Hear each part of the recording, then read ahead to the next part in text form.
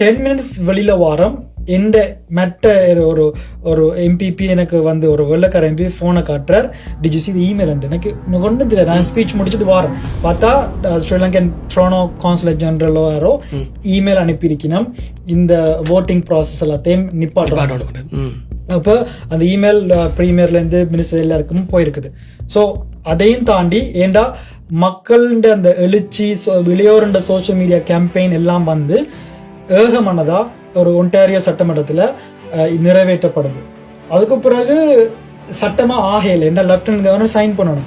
So நிறைவேற்றப்பட்ட பிறகு அது ஒரு உண்மையாக ஒரு நாங்கள் எதிர்பார்க்கல, இந்த டீம் நான் எதிர்பார்க்கல, உலகம் ஃபுல்லாக மக்கள்கிட்ட போய் சேருது இப்படி ஒரு சட்டம். அதுவும் இப்போ 16 மில்லியன் பீப்புள் ஒன்டாரியோவில் இருக்கிறோம். ஒன்டாரியோன்ற பிகஸ்ட் லார்ஜஸ்ட் ப்ராவின்ஸ் அதில் இருக்கும்போது போகுது.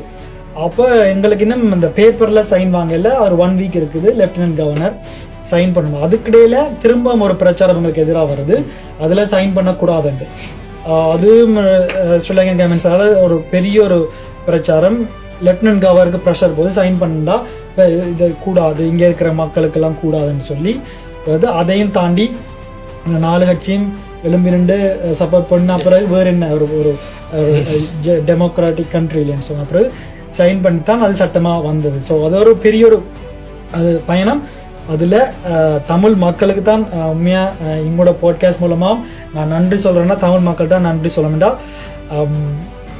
ஒரு வித்தியாசம் பார்க்காம, ஒரு கட்சி இது பார்க்காம, ஒரு அமைப்பு இது பார்க்காம எல்லாரும் உண்டா வந்து ஒரு குடையில் கீழ் நிற்கிற மாதிரி அந்த நின்றது.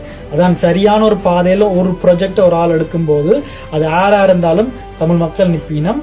அதுக்கு தூணா இளையோர் தமிழ் இளையோர் பக்கபலமா நின்று அதை முடிச்சு கொடுத்தார்.